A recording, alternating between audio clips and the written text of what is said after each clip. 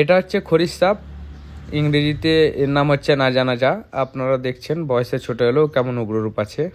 চলুন। Good morning বন্ধুগণ, ফিরে এলাম আবার একটা নতুন ভিডিও নিয়ে। আমাদের পাশের গ্রাম বানিও, সেখান থেকে ফোন এসেছিলো যে এখানে একটা কোবরা সাপ দেখা গিয়েছে, মানে খরিশ সাপ। তো চলুন সেটাকে উদ্ধার করি। আমার সঙ্গে আছে শুভ বন্ধু আমার, আর আরো 2-3 জন আসছে, তাদের সঙ্গে সাক্ষাৎ পরে হবে। তো এই দেখুন সাপটা এখানে ছিল, কিভাবে তাকে উদ্ধার করা হলো সেটা দেখুন।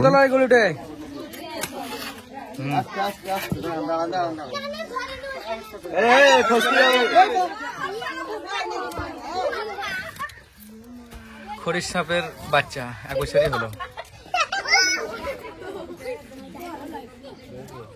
মুখের দিকে ধরে এটা, হ্যাঁ মুখে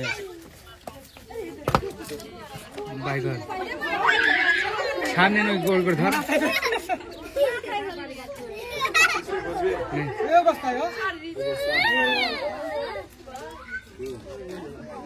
ওইগুলো ফাঁকা নিয়ে ওই ঝোলাটা বাইক করতে সবার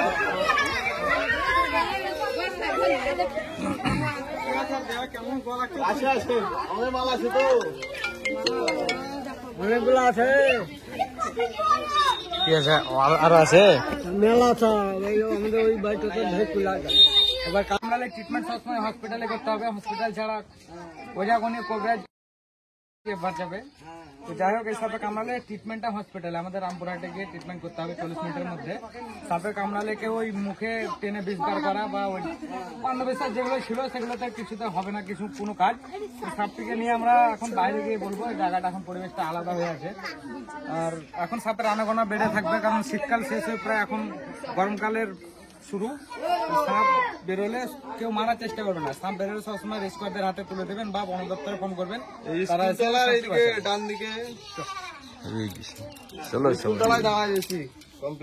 বন্ধুগণ, আমরা একটা ফাঁকা জায়গায় চলে এসেছি, যেখানে মানুষের আনাগোনা একটু কম আছে। চারিদিকে জায়গাটা দেখিয়ে দাও। সাপটাকে এখানে ছাড়বো, এবং কিছু অসুবিধার জন্য আমি সাপটা ধরতে পারিনি, শুভ ধরেছিল, আর এদের আসতে একটু দেরি হয়ে গেছিল। সাপটাকে আমি এখন এখানে ছাড়বো।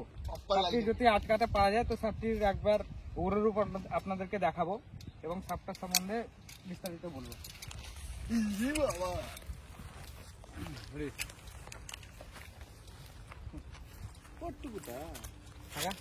মাঝাই ধরবি, আবার বইটা চিপতে হবে, মুখে লাই।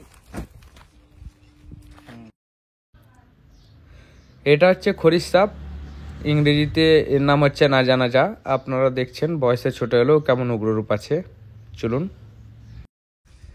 তো সাপটির টার্গেট দেখছেন আপনারা, মুভমেন্টটা অনেকটা কঠোর হয়ে আছে, লাগছে, ওরকম করিস না।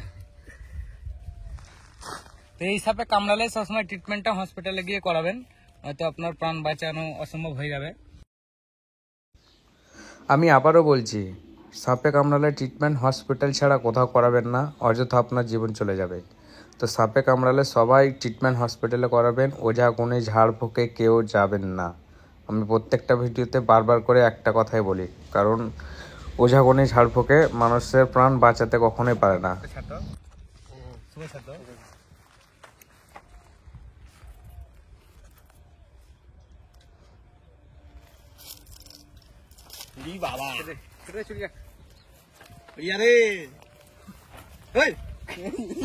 খালাস না ছাপ ভিডিও।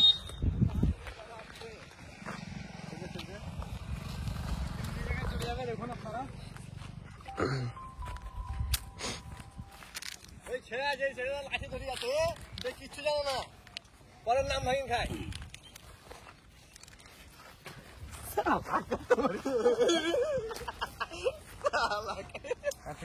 এবার তো কাটিয়েছিলে,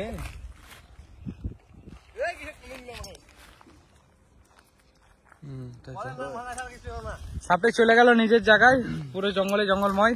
সঙ্গে ছিল সাহেব, রেস্কিউয়ার আমাদের শুভ, সঙ্গে শ্রীকান্ত। ওটা ওয়ানি সাপের ভয়ে দৌড়াদৌড়ি করছে প্রথম থেকে এসে। তো ভিডিওটি কেমন হয়েছে জানাবেন, অবশ্য অনেকদিন পর ভিডিও নিয়ে এলাম, কেমন হয়েছে সেটা আমরা বলতে পারছি না। তো সঙ্গে সবাই থাকবেন, কমেন্ট করে জানাবেন, এবং যারা ফেসবুক থেকে দেখছেন তারা ফলো করে নেবেন, একটু ইউটিউব থেকে যারা দেখছেন তারা চ্যানেলটি সাবস্ক্রাইব করে নেবেন। সবাই ভালো থাকবেন, জয় হিন্দ, বন্দে মাতরম।